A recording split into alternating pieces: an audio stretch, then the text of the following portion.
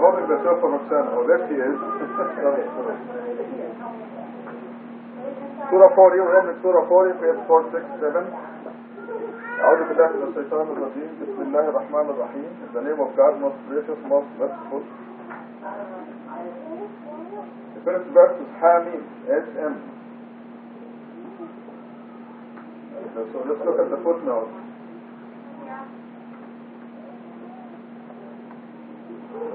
The footnote says the initials Hamim occur in surahs 40 through 46, 7 surahs. The total frequency of occurrence of the letters Ha and Mim in the 7 surahs is 2147, 19 times 113. These are very straightforward letters. And this is why the people who do not like the miracle of the Quran, in Number 19, they never touch these Hamim. They always work on letters that they cannot understand, like Alif and Ya. These two letters are difficult for them. You have to be well versed in Arabic to be able to count it correctly. So they take advantage of this in order to mislead the people and pick on those ones. And I always tell them, you want to pick on Hamim, for example. There are many other examples that can be used. Ain, Sin, Sad, Sin, Kaf, Hai, Ain, Sad. These are straightforward lessons in Surah 19 and the other ones in Surah 98. So Hamim, he counts them in the 7 surahs and the total is 2,147. Okay, I'm up to the 19. The surah itself the 7 surahs. 7. Right. There are 7 consecutive surahs. So this makes it even more difficult, So if a person is designing a book like this with the number 19 as a common denominator,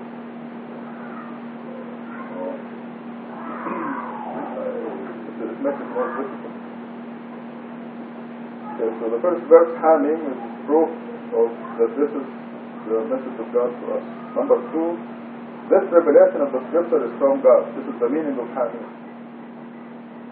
Hamim proves that this revelation is from God, not from a human being. The Almighty, the Omniscient. Forgiver of sin, acceptor of repentance, strict in enforcing retribution, and possessor of all power. There is no other God besides Him. To Him is the ultimate destiny. There are those? I don't see.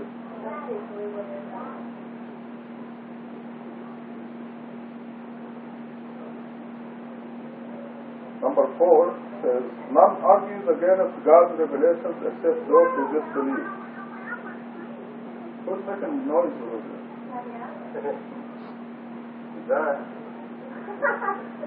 Do not be impressed by their apparent success. Now this is very important. Number 4. None argues against God's revelations except those who disbelieve. People who believe in God will accept the miracle Quran cheerfully, very happily, because it confirms that the book they believe in is indeed a divine scripture. And God here is making a statement that we see almost every day. None argues against God's revelation except those who disbelieve. So anyone who argues against the Quran, the revelation, the message of the Quran, or the fact that God is the forgiver of sins, acceptor of repentance, strict in constitution, and possessor of all power, that no other entity possesses any power, not Muhammad, not Jesus, not Ali, not Mary. Only God possesses all power. Anyone who argues against the miracle of God in the Quran is a disbeliever. But this finishes God's definition. Number 5 says, disbelieving before them were the people of Noah and many parties after them.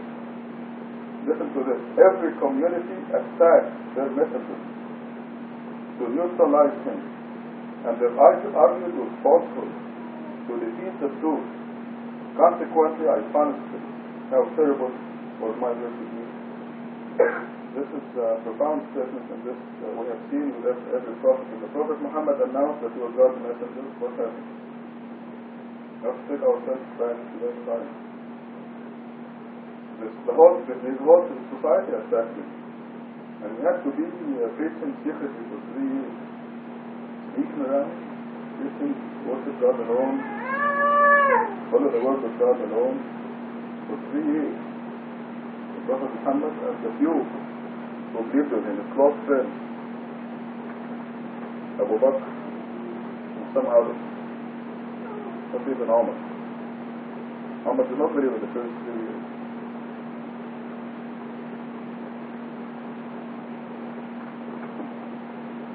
Then when it became public, he was persecuted, he was stoned, he was cast out of the city of Taif, which was historical event. This is the Prophet Muhammad, God's final prophet, God's messenger. In Taif, they stoned him, cast him out of the city. Just imagine it's just a picture, he's running and they're throwing stones at him. Just imagine that picture, out of Taif. Why? But he told them to abandon their practices that they inherited from their parents, which were all wrong. They were following the religion of Abraham, Islam.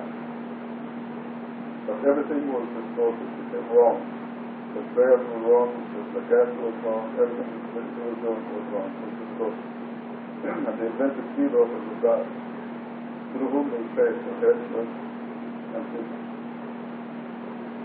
And all he did was tell them to worship God alone. They stoned him, they threw dirt stuff in front of his house. When he opened the door to get out, he found dirt, pieces of dirt and stuff inside. They threw thorns at him. They sneaked out when he's making to do and throw swords at him. Why? This is the nature of the disbelievers. So number 5 again, disbelieving before them were the people of Noah, and many parties after them. Every community attacked their messengers to neutralize them, and they argued with falsehood to defeat the truth. We have the truth, and we have physical evidence for the truth, but they argue with falsehood. It's amazing the things they come up with. Lie after lie after lie after lie. Even they got tired of the lies and they changed them. For example, when it came to me personally, they called me every name in the book. They called me a Pro-Khomeini, a Baha'i, a Pro-Gaddafi, a Mason, things I never heard of. A Jew? Or supported by Jews, true Jews. But they themselves, they get tired of one description and afterwards they abandon it and then they put another one. They said Baha'i until they got tired of it, then they put Mason and then they got tired of it, and they put something else. So they argue with falsehood to defeat the truth. Consequently, I punish them. Afterward was my retribution. And we will witness retribution for the Muhammadans who are refusing to accept the message of the Quran and refusing to accept the message of the covenant, which is a rare opportunity. We are very fortunate in that we live in this age, including myself, all of us as believers, because when we live in this particular age where there is a messenger, the people of that generation are either in the highest heaven or the lowest state of hell. There is no in between. Those who support the messenger and believe based on the evidence, the proof is consistent, and God's proof is not stopped.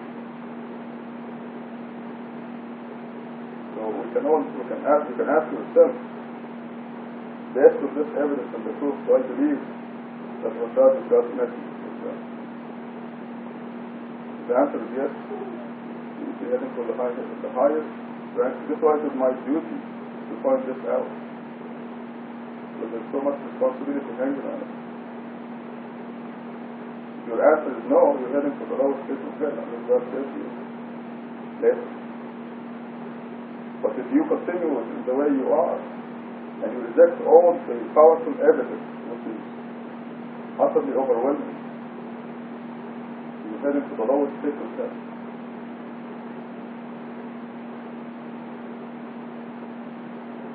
Consequently, I punished them. How terrible was my retribution. The Jews will come near this world for the Muhammadan, and we will see it. Inshallah, we will witness it. Because it's inevitable. It's God's law. The reason, by the way, I opened this at random, so we have to accept God's assignment here for us. But the reason I send this testament to our personal situation is that this is the surah that has my name in it. Surah, the only surah.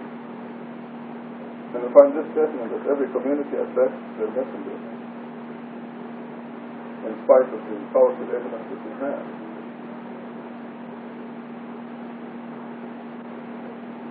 Number 6, thus the word of your Lord is already stamped upon those who disbelieve, that they are dwellers of hell.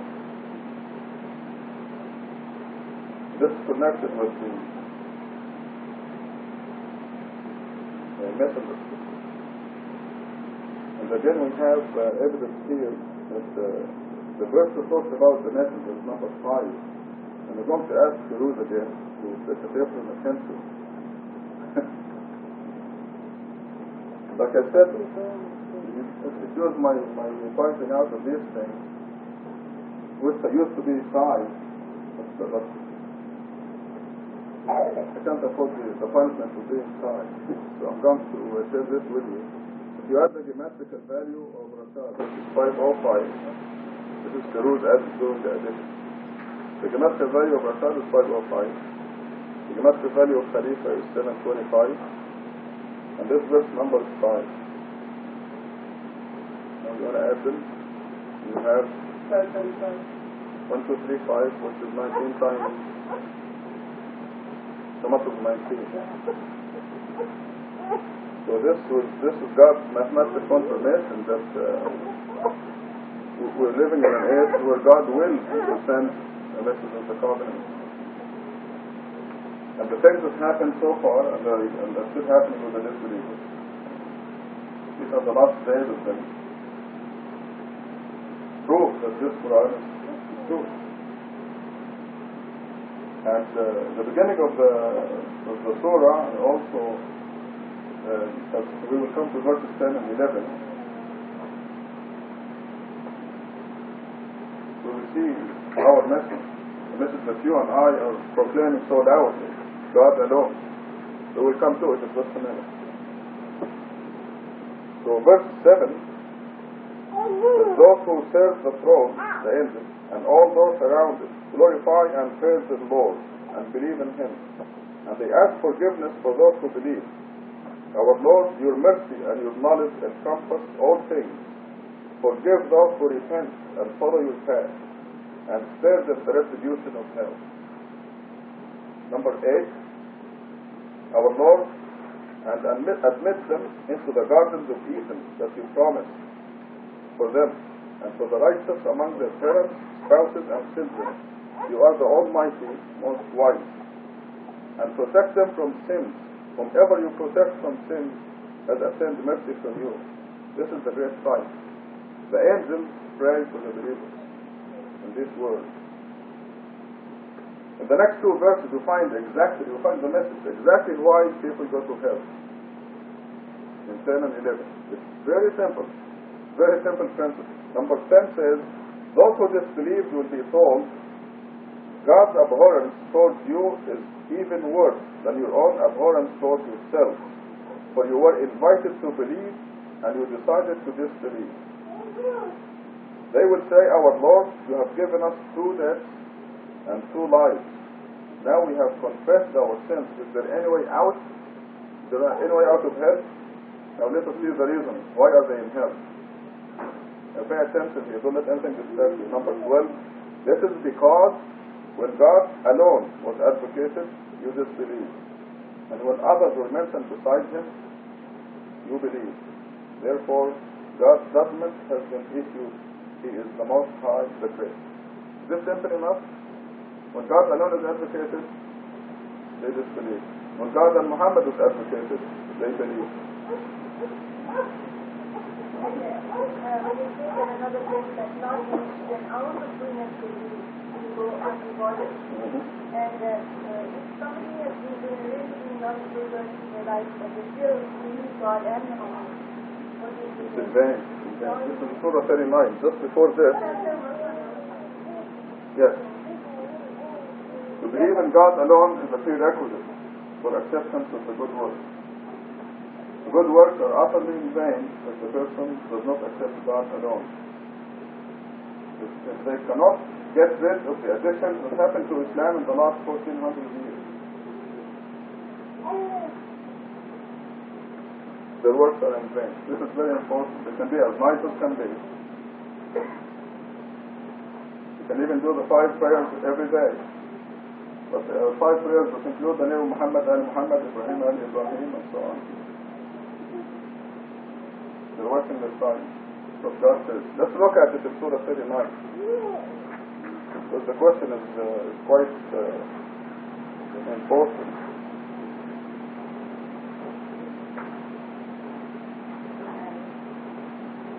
I'm going to find it.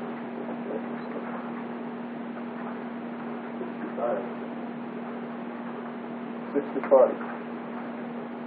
Subtitle is Idol Worship Nullifies All Work. There's the answer. It has been revealed to you and to those before you that if you ever commit idol worship, all your works will be nullified and you will be with the Lord. Therefore you shall worship God alone and be appreciated.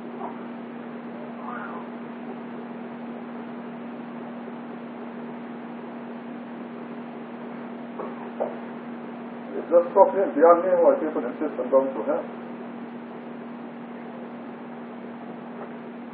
I'm accustomed most of our meetings we have spies that actually come to spy on the group, see what they're saying, doing, and go tell other people. And it's beyond me, after they hear the truth and see the evidence, I mean, these will have to be the worst of the worst. They end up in the lowest of the lowest pit of hell. They come in, they sit down, they look, they see here, for example, we say, the word of God, not our word. This is because you are in hell, because when God alone is advocated, you disbelieve, but when others were mentioned besides him, you believe. Now they should go to their folks and tell them that and help them out of him. But if they invariably they don't, because God is blocking them. So they go and they are swept in the crowd that they belong with, that they spy on their behalf. And instead of helping those other people, they put themselves and the others in the lowest of the lowest pit of hell. Because these are very clear. And I'm not the one who's saying this, you're not the one who's saying this, God is saying this. Number 15, He is the one who continuously shows you His sign. This certainly is applicable to the miracle of the Quran. Last night we witnessed a fantastic miracle. Now, would you believe that some people acted less as disbelievers? Last night in Ali's house, the Jerusalem presentation, we saw one page that had these numbers, the total number of verses in the Quran, amount of 19, the number of surahs, amount of 19, the number of the word God, amount of 19, the total of the verse numbers where the word God is mentioned, amount of 19. I mean, what more do we want? I'm telling you, any person who left last night as a disbeliever in God and in God's miracle in the Quran, that person is heading to the lowest pit of hell. They're absolutely true. So those are powerful signs. They're very clear. And this is what God says. Therefore, 13, He is the one who continuously shows you His signs. And this is applicable to our generation. We are continuously seeing signs. Let me share the latest one with you. A fantastic sign. Just was discovered last Friday. Today is what, Saturday? Yesterday. It was discovered yesterday. One of the, if you look at the perspective right here, Miracle of Miracles, at the bottom of the line, you can look at this one afterwards. At the bottom line in this page, we have the number of rak'ahs in the whole day, 17. By the way, before I say this, one of the famous word blasphemies against God is what the Muhammad is saying. They say, if the Quran is complete, perfect, and fully detailed, then I added parentheses, as God claims, because this is what they really say. So let me say the text is complete as it should be said by them, as it really is said by them. If the Quran is complete, perfect, and fully detailed, as God claims, where can you find the number of rak'ahs in the Quran? So they're actually challenging God. God says the Quran is complete, perfect, fully detailed. We submit to that and we know that. And we actually know about this number of rak'ahs. But they, the devil, adorned in their eyes the question like that. And they wanted confirmation of the number of rak'ahs. How do you know the noon is 4 rak'ahs? By the way, just in passing, ask them, where in hadith can you find the number of rak'ahs? Because it's not in hadith either. It came to us from Abraham. I was talking with Brother Sense yesterday. Yes, it was US and who taught you how to say, and it was his mother, and then their parents, and so on. It came to us all from Abraham. But at the bottom of this page, we see confirmation of the number of rak'ahs of Abraham's prayer, 5 prayers. You see a number that begins with the number of rak'ahs in the whole day, 17. Followed by the number of the prayer. The morning prayer is the first prayer, 1. Followed by the number of rak'ahs in that prayer, which is 2. Followed by 2 fatihas, because we read 2 fatihas, Surah al-Fatiha, Surah 1. And represented by the number of the surah, the number of verses, the number of letters, and the value of the letters. You put 2 of these, just a long number representing a fatihah. So we have the first prayer, 2 rak'ahs, 2 fatihas. The second prayer, 4 rak'ahs, and 4 fatihas. All these are written in one number, one long number. So all the way to the last prayer, which is 4 rak'ahs. So this confirms with the first prayer is 2 units. Now that long number is a matter of 19. That's the confirmation. Confirmed with the first prayer is 2 rak'ahs, second prayer is 4, 3, 4, 4, 3, 4. Just the way we do it. So now we know that this number of units is correct. Now, of course, the Muhammad will say, how about Friday? Friday at noon, we read only 2 fatihas. There's 2 khutbahs standing for 2 units of prayer and 2 fatihas. And this is the discovery that was yesterday, Friday. What is the total number of fatihas that we recite on Friday? Now, every day we recite 17. So there's a total of 17 rak'ahs every day.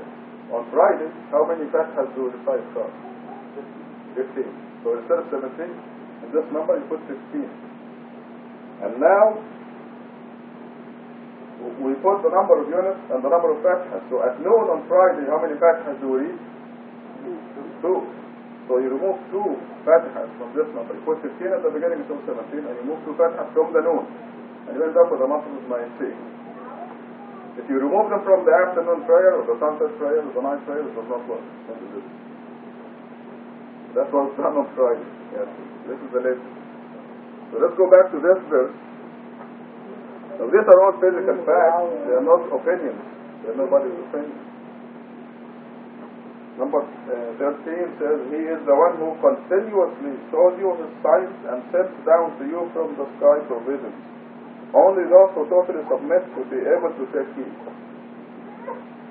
Anyone who does not take heed and see these signs and appreciates the miracle of God and recognizes it is not a believer, not a submit. They're not called himself or herself a Muslim.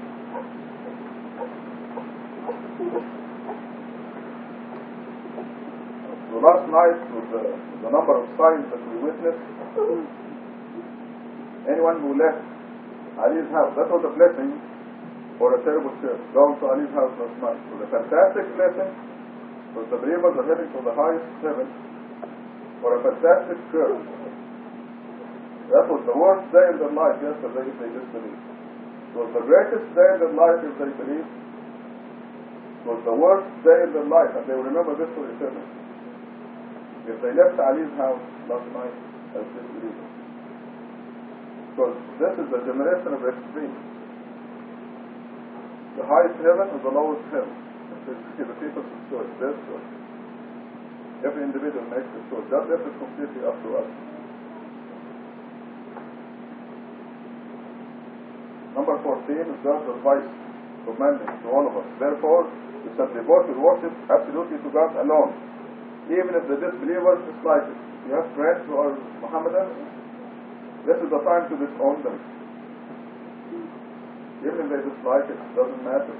Because you're making a choice between God who controls your happiness, health, wealth, your eternal life, or you can choose the purpose which cannot help your health or wealth or happiness or eternity. Therefore you shall devote your worship absolutely to God alone. When you do that, some people, some of your friends will not like it. But you make the choice, is it God or your friend? Even if the disbelievers dislike it, God is telling you. Number 15, God is possessor of the highest ranks and ruler of the whole dominion. He sends inspiration bearing His commands to whomever He chooses from among His servants to warn about the day of gathering. This is happening in the present tense. This verse is written in the present tense. He sends inspiration bearing His commands to whomever He chooses from among His servants. There are some people who become jealous and resentful. Why did God pick this person out? This is part of the human tragedy. It is ego that brought us to this world, and it is ego that is keeping most of us from being redeemed.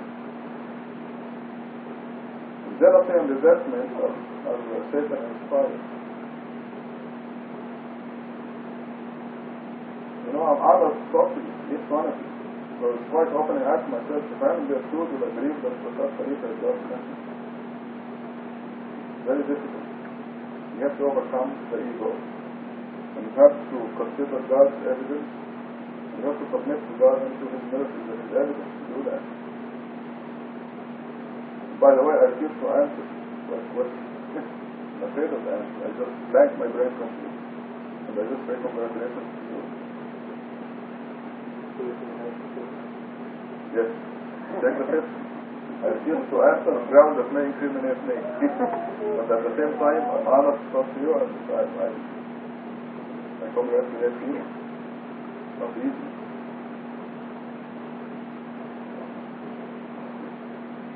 Some consolation to me is that I'm also as required as you are to believe that Prophet Khalifa has got message.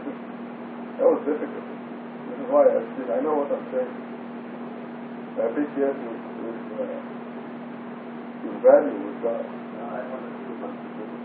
Yes. That's why it took 8 years to gather enough courage. Of course, at the time of announcement, I had no choice. As I shared with you, I just had to. There was no choice.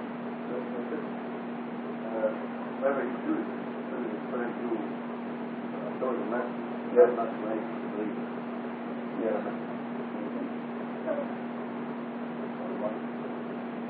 He may choose any of us for a certain function. God does this continuously, and Satan does this continuously. Great to get that person to do something you want to do. Right? For example, I really Yes, exactly.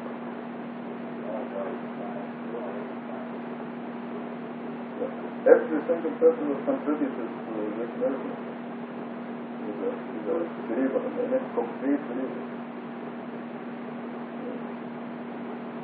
This miracle has been in the Quran for 1400 years. And I put it in the Egyptian press in 1973, the beginnings of it. It was a very powerful hint. None of the Mohammedans could find anything.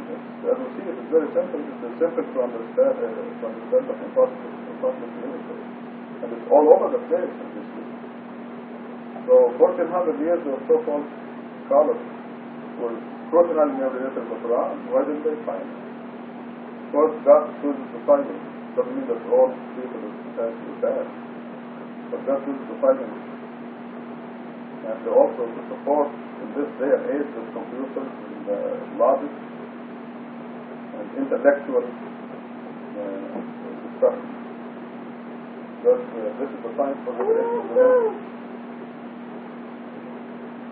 Number 16, that is the day when they will be completely exposed. none of them will hide anything from God. To whom belongs all kingship on that day? To God, the one that will save. Notice God says, to whom belongs all kingship on that day? Because God gives Satan temporary kingship. And he sent his messengers to our crowd, to Muslims, also. They work for him. People who come and spy and listen to the verses of Quran, so they go back and backbite us. Those are Satan's message. That's why I made that statement earlier, that the head was the lowest sitting in. And I used last night as an example. Presented God's mercy to the Quran, and people made, some people, I know some people went to lectures in Jerusalem. And I know they're heading to the lowest sitting in, because they have no excuse. So I'm going to stop right here. Two pages. Do we have any questions or discussions? General topic. Pardon? 29 and 38. Were you there last night when... Yeah, I saw that. Yeah. If you, there is a verse 34 says, do not say that Muhammad was the last messenger. This is what really is. Verse 34 in this surah. And if you go back 4 verses, you see the name Rashad. If you go forward 4 verses, you see the name Rashad. So this was the latest finding. Surah 40. 29 and 38. If you read Arabic, you have to look at the Arabic and you'll see. Read it in Arabic first. Yeah. 29 says, 29 says, وقال فرعون ذروني إن أريكم إلا ما أرى وما أهديكم إلا سبيل الرشاد. So this is 29. So the last word is Rashad. And then in 38 it says, وقال الذي آمن, the person who believes says, يا قوم اتبعوني أهديكم سبيل الرشاد. So my people follow me and they will lead you the path of righteousness. These are the only 2 places that spell my name the way I write it. So it is written.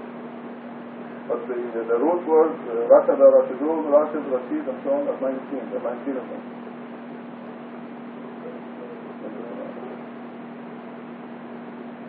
After goes the overwhelming smoke. Surah 44. Signs have already come. So that one's already happened. But No. All right. No. The signs, the conditions, or the signs that are supposed to happen before the end are given to you. There we go. In the Quran. No. The smoke I imagine will happen, I'm guessing, in the next 20 to 50 years. Right? That miracle that was made last night, on Friday, you said something about only 2 the top. I didn't understand in that last number, that long number that you had, where you had the 52 the top. Okay, this number here is the others understand. See, this number here is the total number of rakats in the day. The number of rakats. There's the number of the finished prayers. The number of finished prayers and 2 rakats. Yeah, I understand that. Okay, but when you went Friday, now, the second prayer is 4 rakats for the finished. And we need 4 rakats. For Friday, we have 115 rakats in the day, so we make this 15. Okay. Then when you come to the 4, you have to skip this 4 because we have 2 footballs, 2 sermons. But we have only 2 facts and no 4 facts. Right? So you have to do one of them. Then the last number is divisible with this.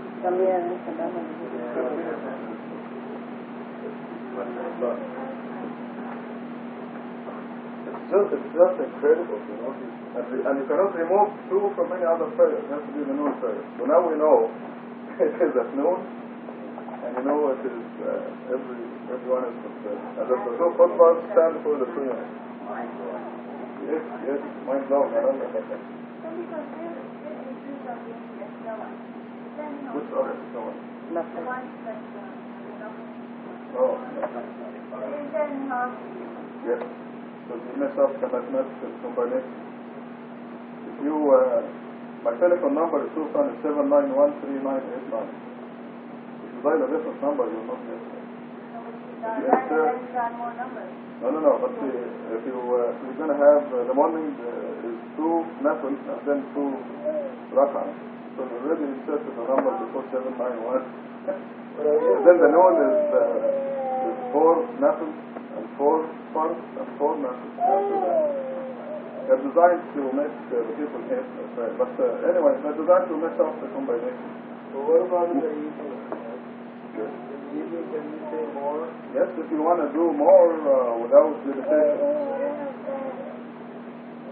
However, what will you do at contact prayer? What you gain from it is that you need to pray. So you can do it sitting down, you can prostrate in a number of times. So that you can read Quran, you can meditate on the name of God, or make glorification of God. In India, some people do it. Sometimes even now, I have done a prayer with the Sergeant. Early morning, you get up to go. The need of prayer.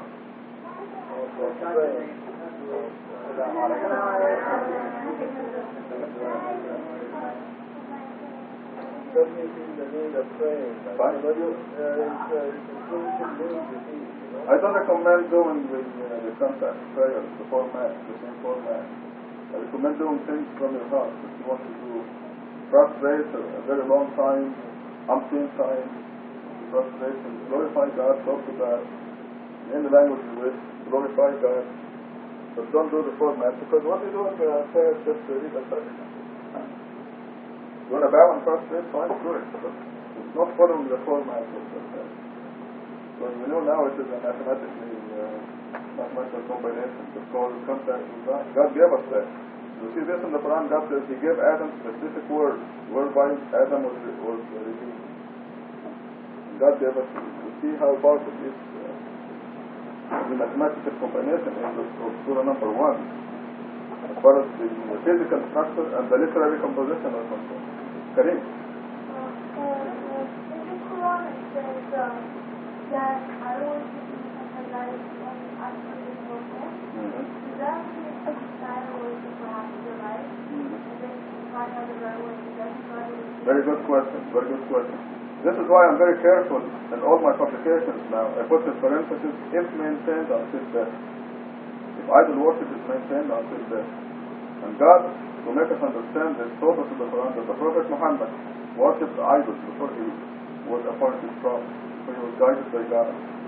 So obviously, if one discovers that idol worship is wrong and repents, then it's wiped out. As if he never committed idol worship. So idol worship is unforgivable if maintained until death.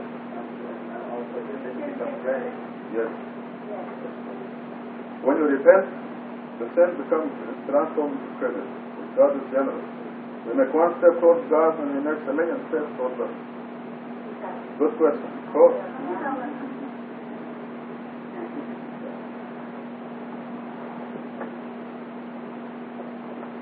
ازيك يا مجد ولادك دول؟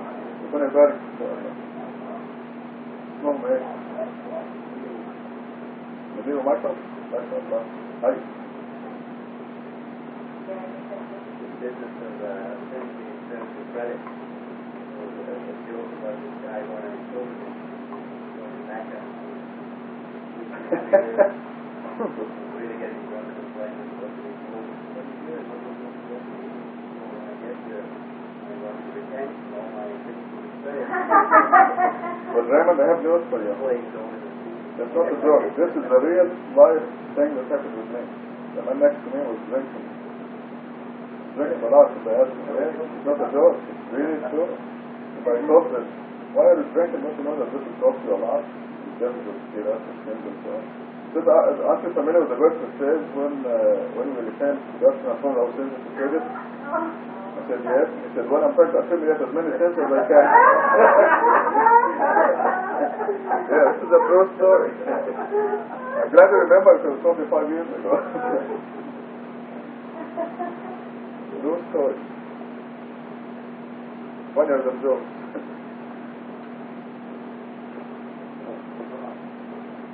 Hadi, do you have a question?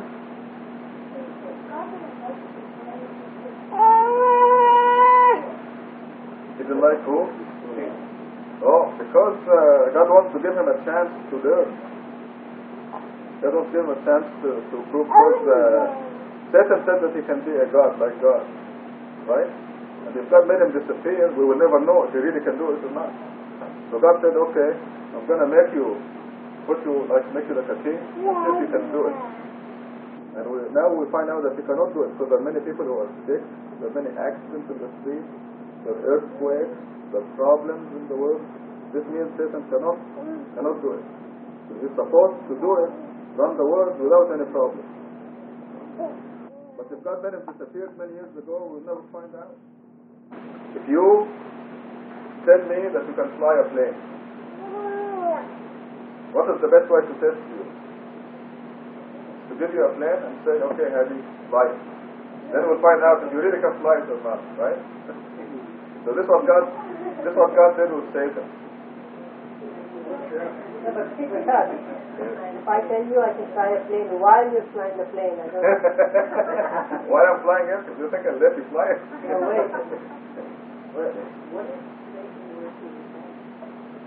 He didn't go.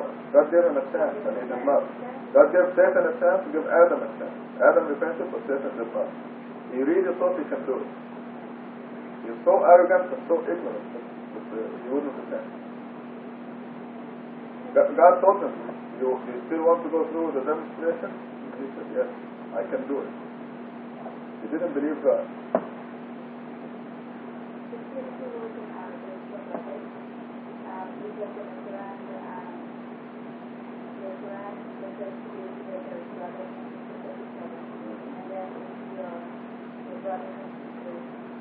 One word. Some of the both.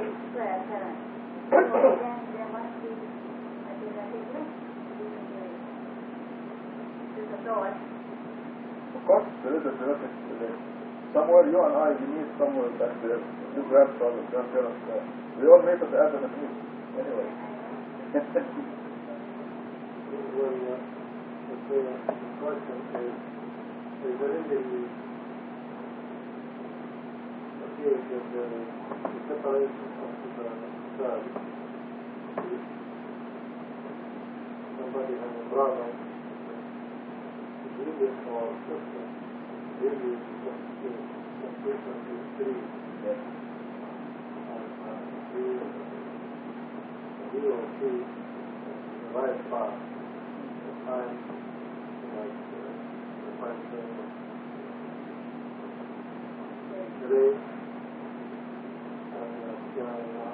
brother. Yes. And could be one related genesis Yes. to each other than to the brother. Okay, no, I think we're mixing two levels, two dimensions here. Mixing the physical dimension and the spiritual dimension. With most people is believing in the hereafter. They just can't believe that they will be resurrected after death and go into the real life, the eternal life.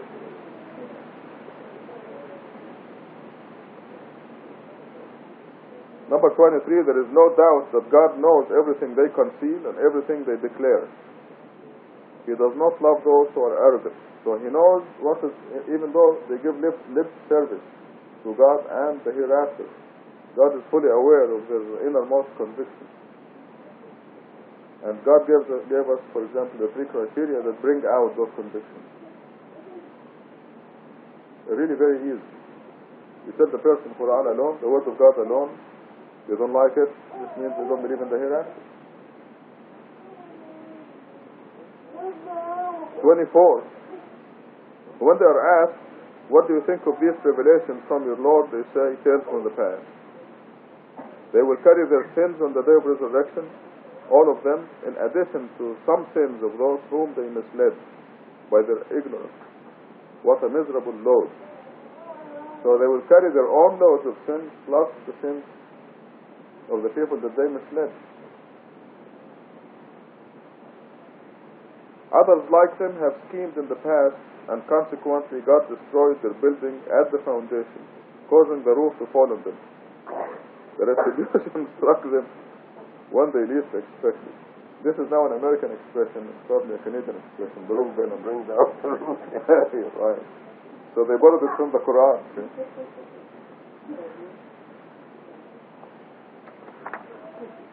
27. Then on the day of resurrection he will disgrace them and ask, where are my partners that you set up beside me and opposed me for their sake? Those who were endowed with knowledge will say, today the shame and misery have befallen the disbelievers. See, they fight God, they oppose God because of their idols. And who's destroying the house?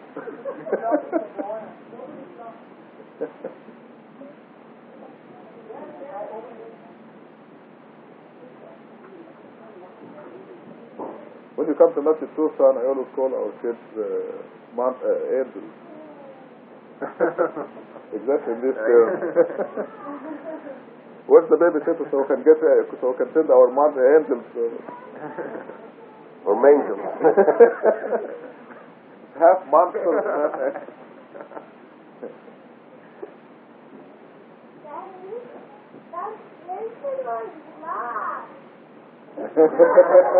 We heard They're the ones who are wrecking the house. We heard the door being slow.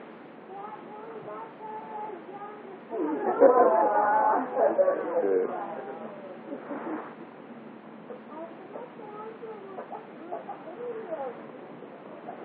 They fight God because of their idols, and even when their idol is the Prophet Muhammad. This is the problem with the Mohammedans. So God gives them revelations, they oppose it. God gives them an overwhelming miracle. I don't know how to describe it. What is the description of the miracle of the Quran? Overwhelming? Earth-shaking. Earth-shaking? Don't say Not in earth-shaking. Vancouver.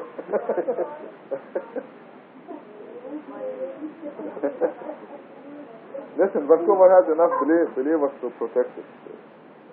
San Francisco doesn't have it. Well, what is one of the many? God will save. No, he's from Stockton. Oh, yeah. Well, no, it does have. San Francisco has some. Oh, I see. What about Paribas? Yeah, even Paribas is okay. She's not in San Francisco. Yeah. Yes.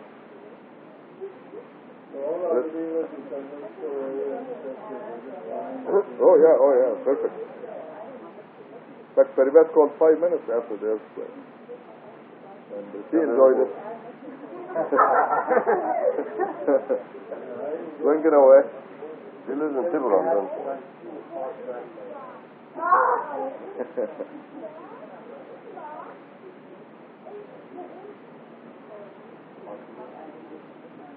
You're actually fighting the miracle. Actually fighting it. Number 28, the angels put them to death in a state of wronging their soul. That is when they finally submit, saying, we did not do anything wrong. Yes, indeed. God is fully aware of everything you have done. Therefore, enter the gates of hell, wherein you abide forever. What a miserable destiny for the arrogant one. These are the verses that are seen on by the disbelievers. They say the Quran is full of hell and fire and brimstone. This is the only thing they see. But in God's infinite wisdom, He always mentions heaven whenever hell is mentioned. So verse 30 says, on the other hand, when the righteous are asked, what do you think of these revelations from your Lord? They say, good. For those who lead a righteous life, happiness. And the abode of the hereafter is even better. What a blissful abode for the righteous. They enter the gardens of Eden wherein rivers flow. They have anything they wish therein. God thus rewards the righteous. The angels terminate their lives in a state of righteousness, saying, peace be upon you, enter paradise as a reward for your work. Okay. So as far as verse 32 is concerned, we learn that at the time of death, every person knows exactly where they're going. And The bad guys are going to get kicked around. yes, in the rear end and the face. They know exactly where they're going. And the Quran also tells us that as far as the departing of the wicked ones, they end up snatching their soul. First they tell them, let go of their soul. And they refuse. It will take a lot of time and a lot of pain. But for the believers, they're usually 95 years old and they want to go. And their soul departs gently. We have a track record to prove that. This is what the Quran says also. So we see in 32 that the angels permit the lives of the righteous, saying, peace be upon you, enter paradise. They have good news. It is actually the happiest day of their life, the day they leave. They also leave after they finish. They say their debts, finish their responsibilities, which means Ali will not leave until he's 114.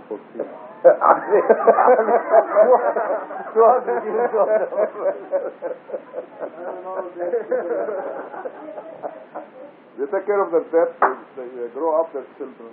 Because of all the ships moving around the oceans, you have to have a collateral here, a collateral there. MashaAllah, God bless you.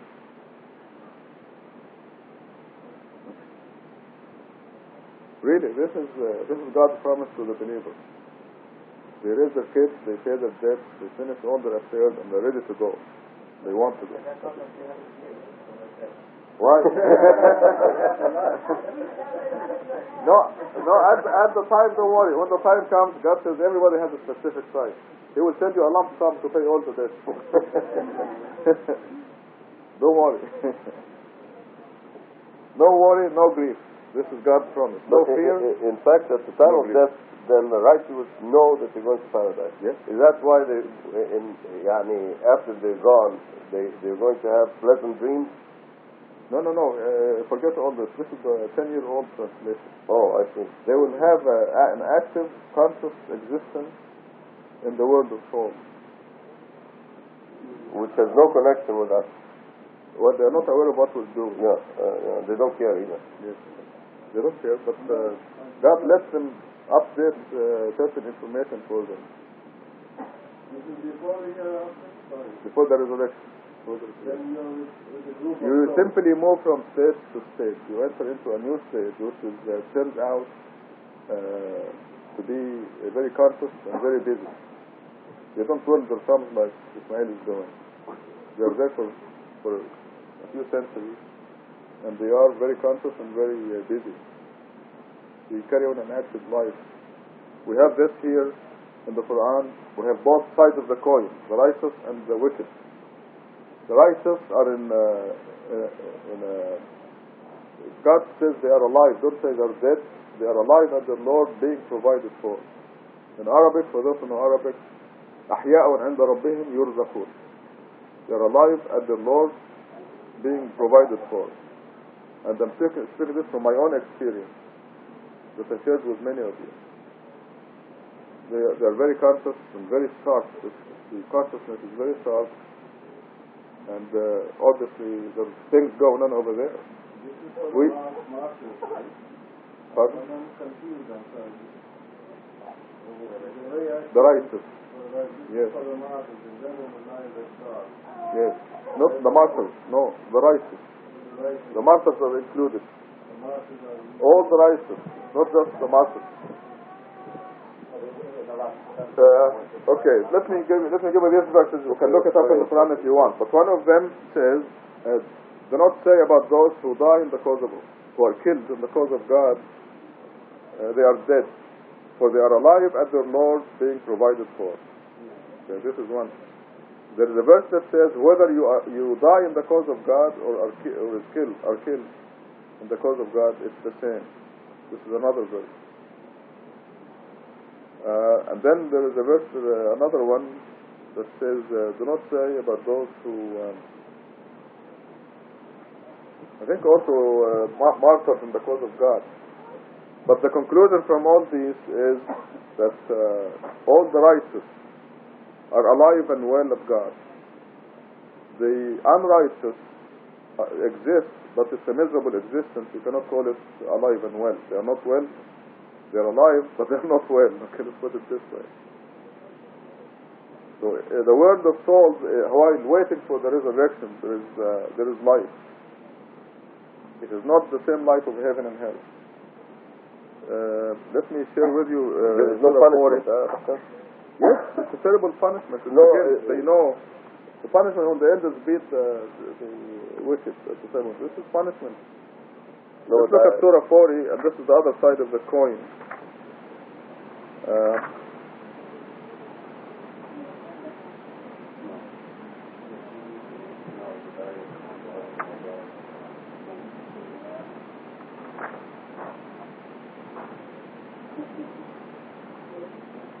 Okay, 46.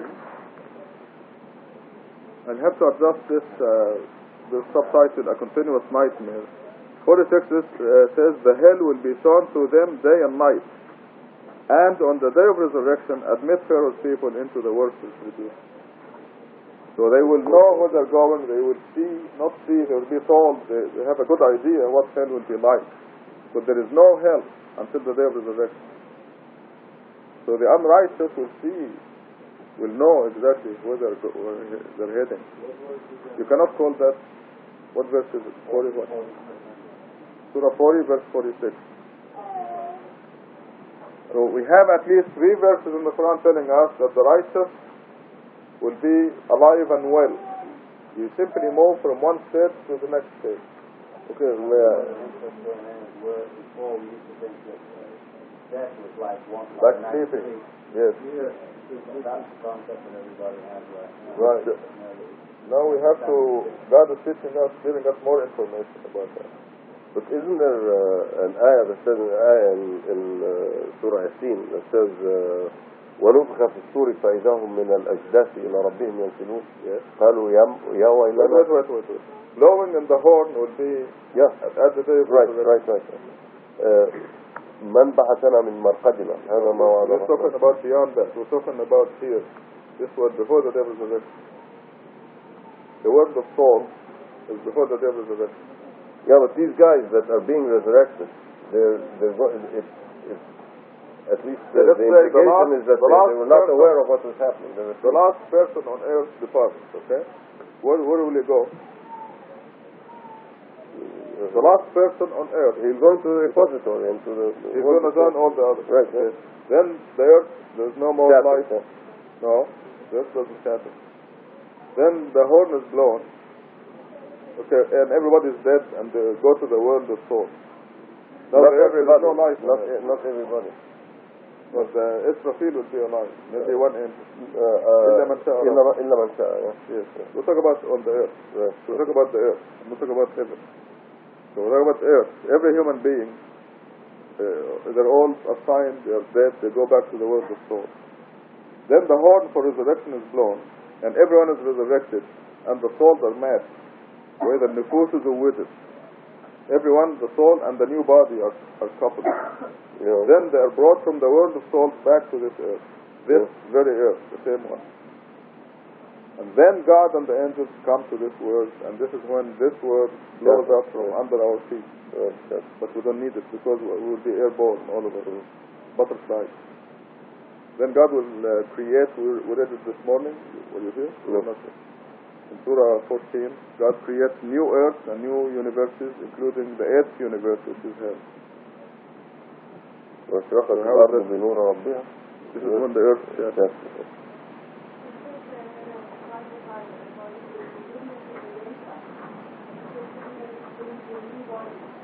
Yes, it will be new bodies, yes.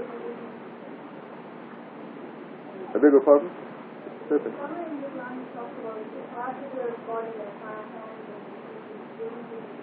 Oh no, this is the videotape. This is the witnessing. We're going to have a videotape hanging in our neck, and if you want to see why we are in that rank or that position, you can view the videotape and see yourself shoplifting, for example. This is how your hand will testify.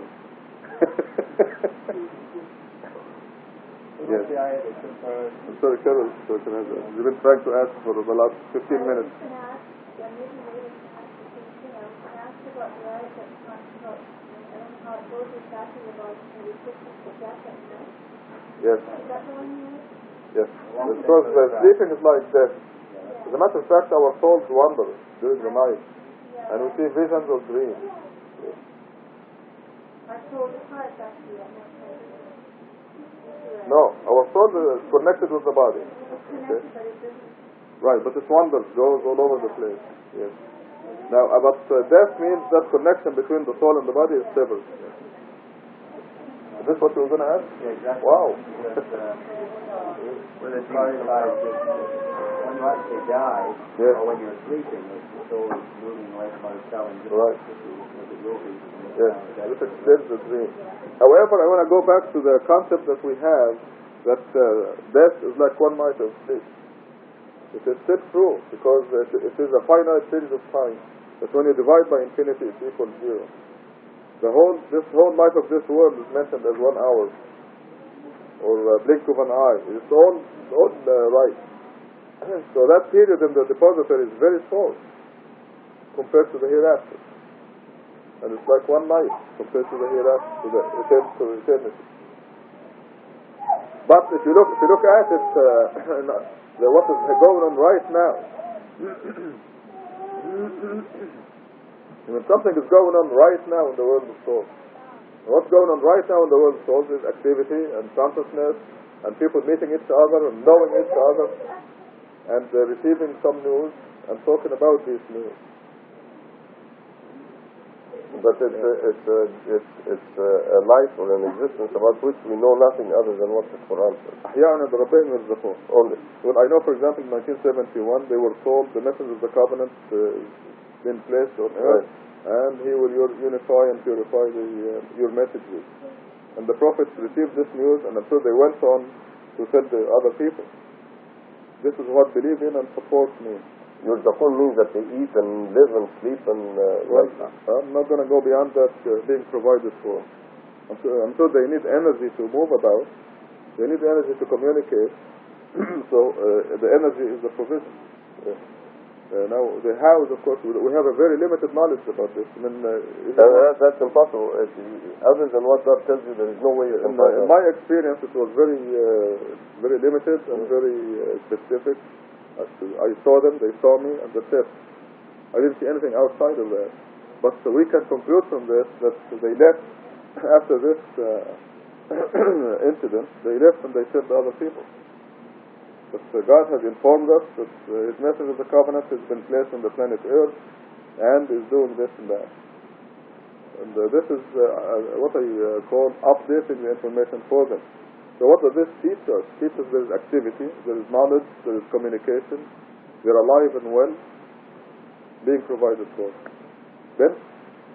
And the bad guys? My question is, when the soul is created, what It's a new body, yeah? is originally had before picked up from heaven? The original body? The original body? Yes. The original body is like the suit you were wearing in 1962. No, I'm Oh. reading about the face we have here now, Yes? and the face we were before. Well, you got sent down to be careful. Yeah, I mean, the fat guy would be fat and the thin guy would be thin. No, I mean, the face we don't know how we look like. Well, that gave us an allegory. That gave us an example in this world and told us literally how we will be resurrected. The allegory that we have in this world is the caterpillar. You heard this before, right? The caterpillar, the worm, the caterpillar is earthbound, walking on the earth, climbing on the trees, things like that. And then it goes into the grave, the cocoon, right, for a while, and then it comes out what?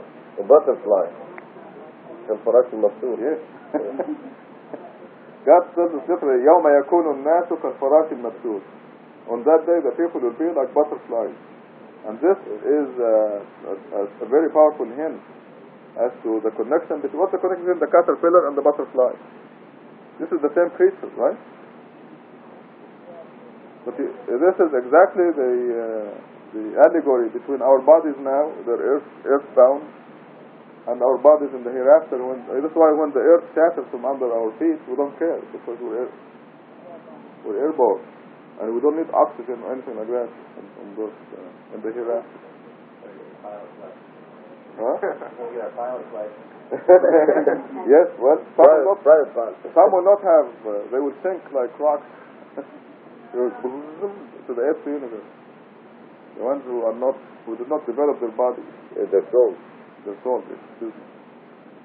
As far as fat is concerned, if you say fat, right now we need to be on a diet to fatten ourselves as fat as possible for the hereafter. So God says, those who are heavy will make it to heaven, and those who are light will go to hell.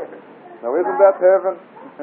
And we're doing exactly the opposite. We're dieting to get light. Yes. Well, it's not that one, Mike. It's not that one. Yes, it's the exact opposite. I just saw a funny cartoon in a newspaper where they showed two ladies, with wings. They're in heaven.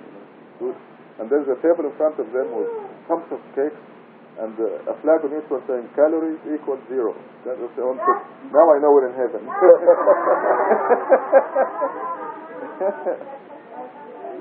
So, for the hereafter, we need to fatten ourselves as much as possible.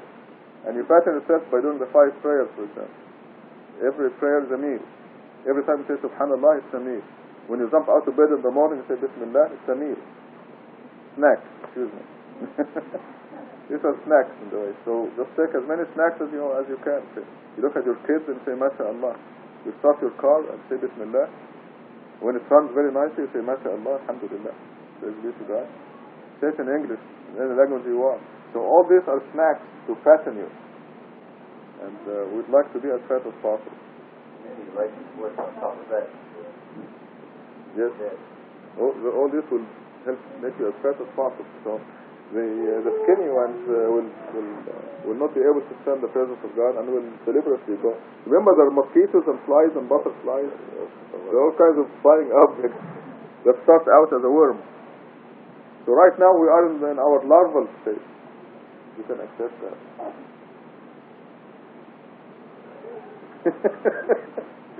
You really put us in And it's not perspective. and it's not important really. This life is not important.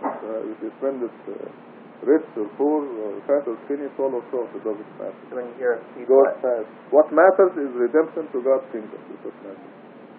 To be redeemed. when you hear people that they died in the operating theater, whatever, and they say they saw heaven or light or they saw hell. Is that an example of that, or is that just They never died. If they came back to tell you about it, they never died. right? What they're saying is an out-of-body experience. That's The the maximum extent of it. Yes.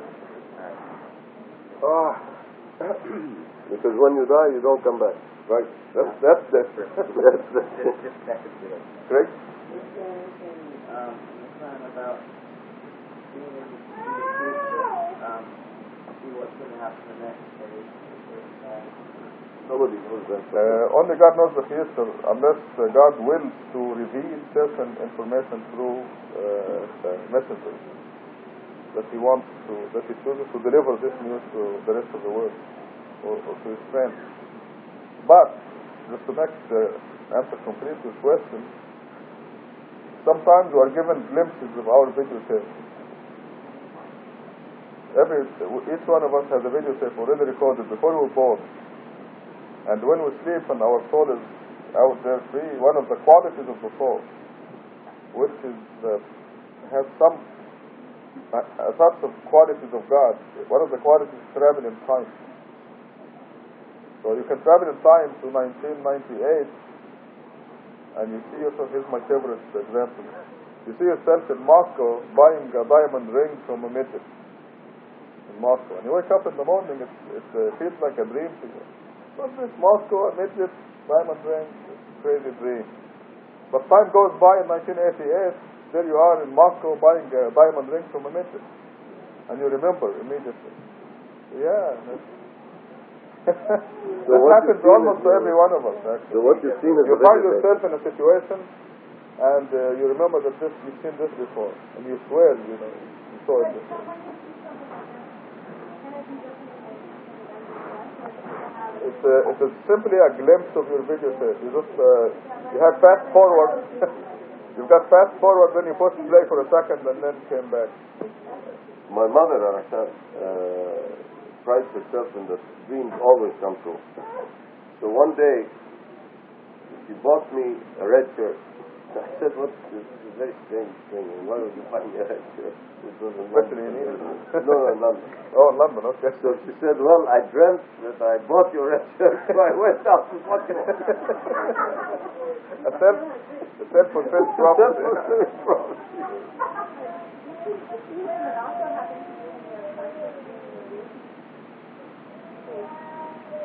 Not that I know. ESP and things like that. Maybe, yes. Okay. Tell us about it. No, really, because we share these experiences. Now that I think about it, it's possible. It happened to me. The premonition. I think I told everybody.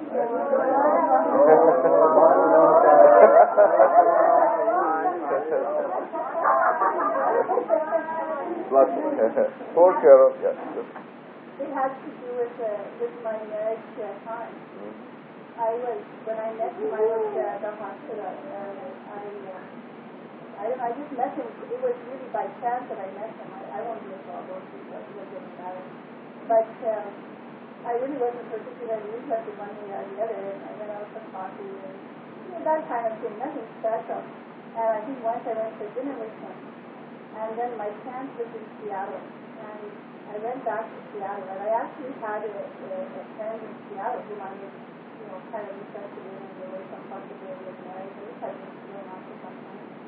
And I was at this person's home, and I was sitting there, and I got, Hassan had said to me when I left Vancouver, he said, well, give me a call when you coming back. I picked you up from the bus before, and I said, no, that's fine. And I was sitting at the friend's house in Seattle, and I got this strangest feeling that I could go and call him because I was going to marry him. Wow. It was just incredible. I knew it. It was just like, just flashed in front of me. I went to the phone, I called him up, I told him to meet me at the bus, and from that minute on, I knew I was going to marry him. I had no idea why. I was not particularly interested. Obviously, you had a glimpse of your video tape, Yeah. but you were fully awake. I was fully awake. Yes. So it is possible. Yes. And then? I'd like to share my experience too because I had a dream before I married him that I was going to get married to him. Really? Yeah, and he was married before. There's absolutely no way. He wasn't even divorced at that time. He wasn't separated. There was absolutely nothing. Like I used to call him, out of respect to him, his brother, because of the business, like I was his cousin, right? And I had a dream. You know what a left-handed compliment is? That's one if I've ever heard. I mean, it's already 200. Go ahead. And I had a dream that his ex-wife was dressing me up and telling me all about him. And I sort of kind of overlooked it because I was too young. I was hardly about 17, no, I was about 16 at that time. I said, what the heck? I mean, no way. Now, how much later did you marry? Pardon me? How old were you when you got married? Oh, about, 19? So it was 3 years later. So you had this vision 3 years in advance.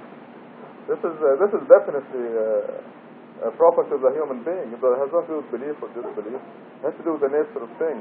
That we have a body and a soul.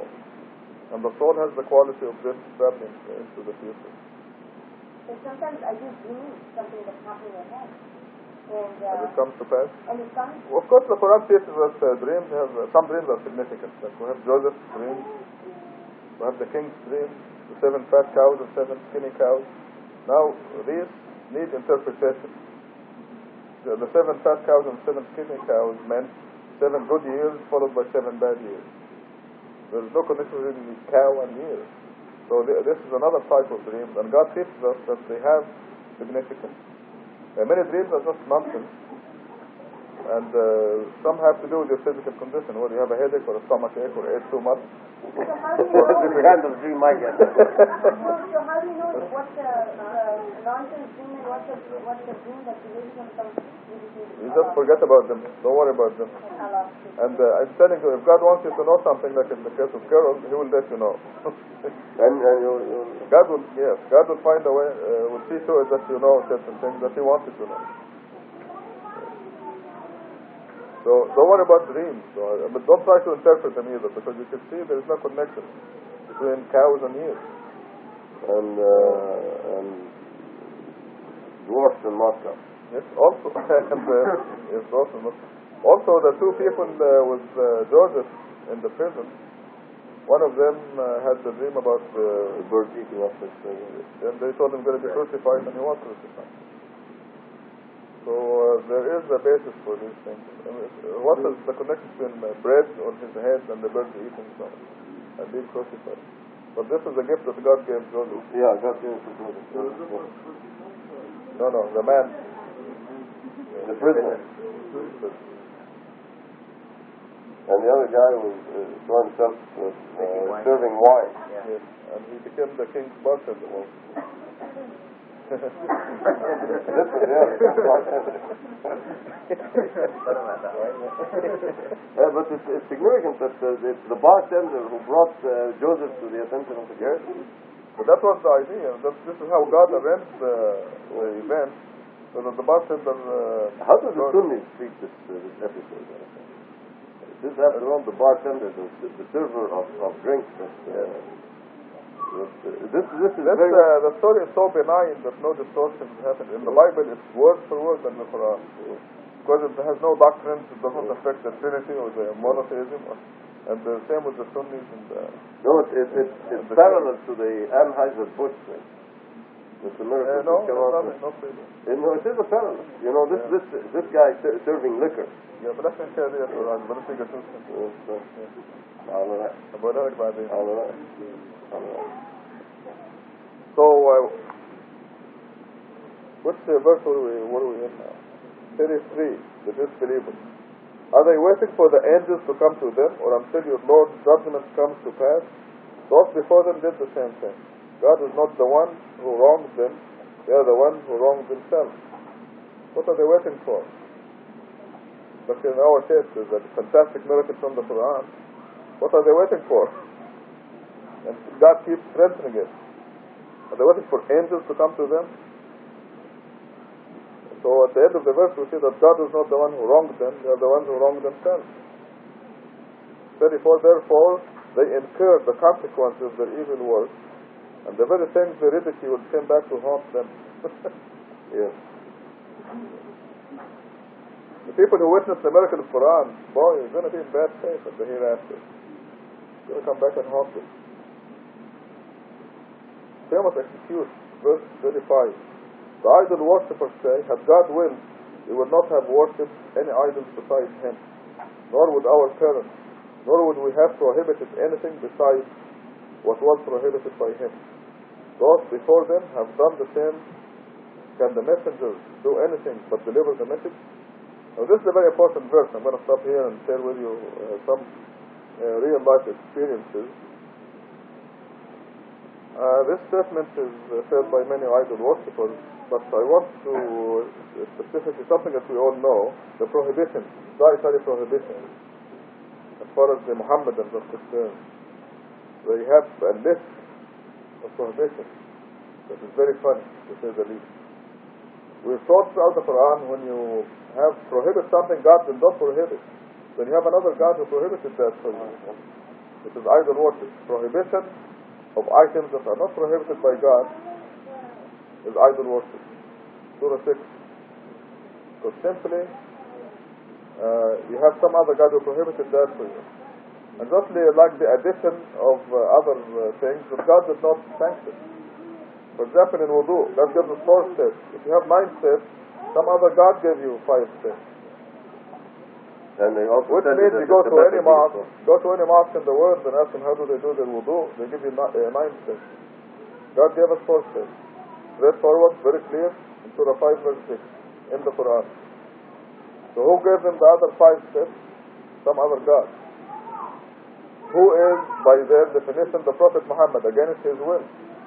They say, this is how the Prophet did the wudu. Well, this came out of the Prophet's mouth. The Prophet told you, forced it. So in effect, they're accusing the Prophet of disobeying God. Yeah. God said, here's how you do your wudu. Wash your face, arms to the elbows, wash your hair, wash your feet. 4 steps. So they added 5. That's another God. God said there are 4 meats prohibited. Pork, animals that die of themselves without human interference, running blood, animals dedicated to other than God. These are the 4. So, but they have a list of other foods. You cannot buy milk with vitamin D3 added in. How did they get this D3 thing? I think they trace it to enzymes from the pig or something. Idiot. This is what I think. You know, I'll tell you something. But you have to read the ingredients of the milk, homogenized vitamin D45.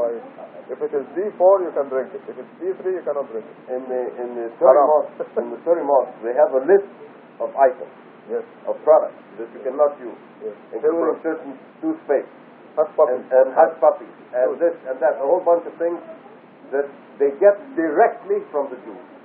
Hush puppies, Directly from the Jews, from the rabbinate in New York. And in fact, it says so, but they cut things. you cannot use ivory soap. It doesn't taste good. Yes, sir. Yes.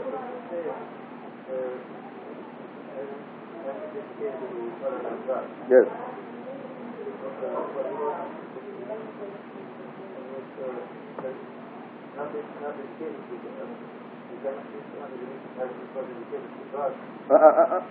No. Says, do not eat meat that's dedicated to other than God. You're going to add things to it without even knowing. Yes. You said we cannot eat meat that's not dedicated to God. No, that's not the truth. That's not true. In other words, it does not have to be dedicated to God in order to eat. Right. But it must not be dedicated to other than God. See, you have to see what God is saying in the Quran. So you do not eat meat that is dedicated to Jesus or Muhammad or Ali or Imam Riza Or anybody else. Yeah, I know. I'm just naming names so you can know what it is.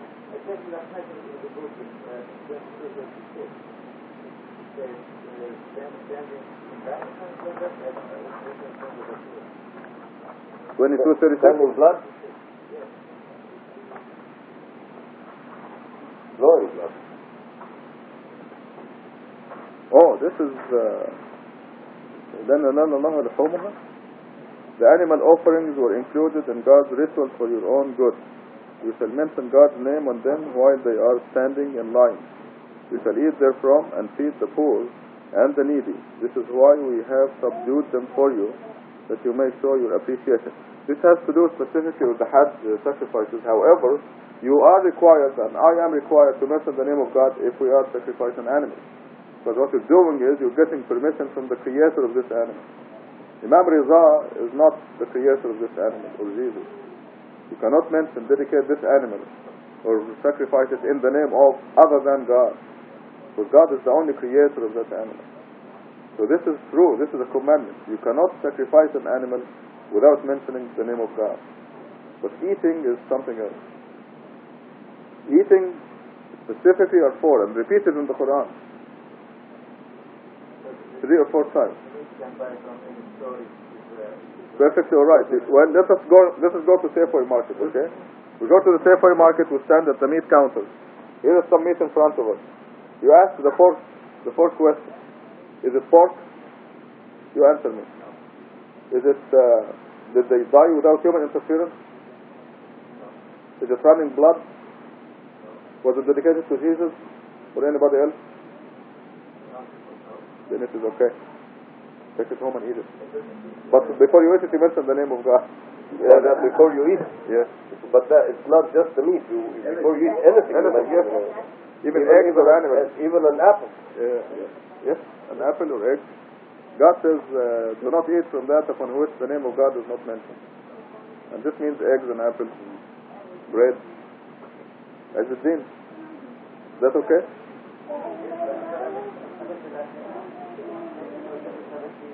Okay, we're standing now in Safeway Market in front of the Meat Council. Oh, there's something that says ولا تأكلوا. Do you know Arabic well? Okay. ولا تأكلوا مما لم يذكر اسم الله عليه. Do not eat from that upon which the name of God was not mentioned. Now, I'd like to generalize this to everything, like eggs and apples and bread and cheese, anything, right? In other words, before God gives us another excuse to commemorate Him and meditate on His name. You say Bismillah and you eat before you eat. Yes. Suppose we say to a people, slaughters the meat without taking the name of Allah. Yes, they don't say the name of Allah. Yes. You can see it. Yes, you say the name of Allah. No. You say it Oh, I see. before you eat it.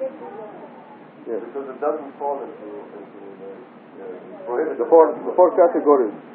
It is not one of the four categories. If it is dedicated to Jesus, you cannot eat it.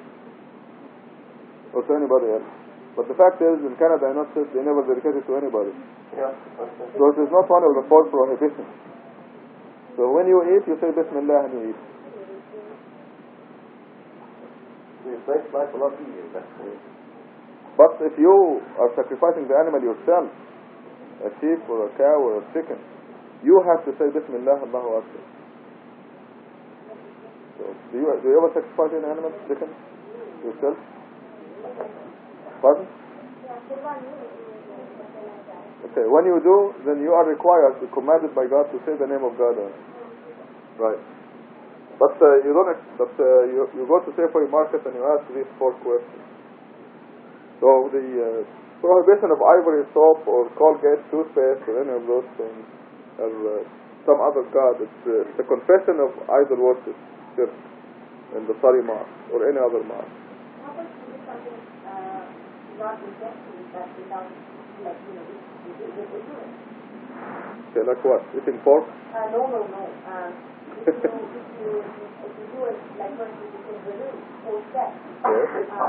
If somebody did that, it's no bad intention, but we don't know. If it's you, the group, Yes. then you can't do that. That's forgiven. Similarly, something I could do without what we were doing. See, but the sin of that person will be on whoever taught him those mindsets. However, as soon as they find out that God has forced it, they're supposed to drop everything else, because God emphasizes here in Surah 2 and in Surah 31 that when they are told, follow these revelations of God, they say, we're going to follow what our parents taught us, and they're going to hell. And that's precisely what happened. Yes. So, but a person who's heading for heaven instead of hell will say, is this what God says? You say, yeah, okay, then I'm going to do 4 steps. This is what we did. And this applies to anything else. As soon as you find out what God is saying, you drop whatever your parents taught you. For example, our parents taught us to say Muhammad Ali Muhammad, Ibrahim Ali Ibrahim in the prayer. We find out in the Quran God says don't mention anybody's name except the name of God. Then you immediately drop that without hesitation if you're fortunate. But if you insist on following your parents' footsteps, let us see what happens in Surah 37. I'll come back to you, Shahnaz, just a second. Surah 37. I'll give you the verse number right now.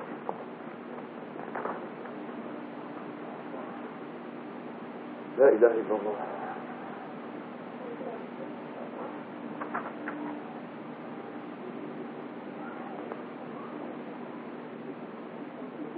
They found our parents astray. Where is that verse? 69, thank you. Yeah, they followed their parents blindly. Verse 69 says, they found their parents astray and blindly followed their footsteps. So this is what the majority of Muhammadans do, unfortunately. And this is what we did for a long time. You tell them this is what the Quran says, and they start arguing to rationalize why they do the 9 steps. Yeah, this is what God says. When they're told follow these revelations of God, they say, we follow what our parents do. Then, I'll tell you the difference between the Halalite and the Safeway meat. It's a lot of money. It was more expensive than Bonaparte. Yes. Very expensive.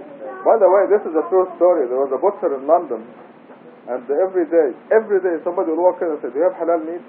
He says, "No," so they leave.